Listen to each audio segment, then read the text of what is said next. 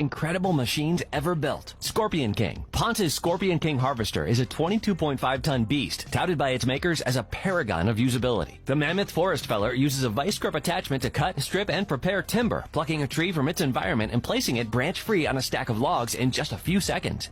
3. The Bagger 293 is a 30 million pound, 730-foot wheel extractor and amongst the world's largest terrestrial vehicles. Its 18 buckets mounted on a 70-foot wheel can extract 530 cubic feet of earth in one go, allowing a total removal of 8.5 million cubic feet of material in a single hour. Big Bertha boring device. This Japanese device is the world's largest tunnel digging machine, creating a 57-foot underground tube. The machine has dozens of teeth, chipping away around 35 feet a day, and requires a shield, concrete panels, and other support devices to run behind it. Rock cutting wheel. If you're looking to slice through rock, the ChemRock DMW220 HD cutting wheel can slice down up to 3 feet into the rock with extreme force and is even effective on reinforced concrete. The device is known for its high productivity and, as well as conventional cutting, can also function underwater. The high-torque German machinery appears to move quite slowly but demonstrates a serious slice.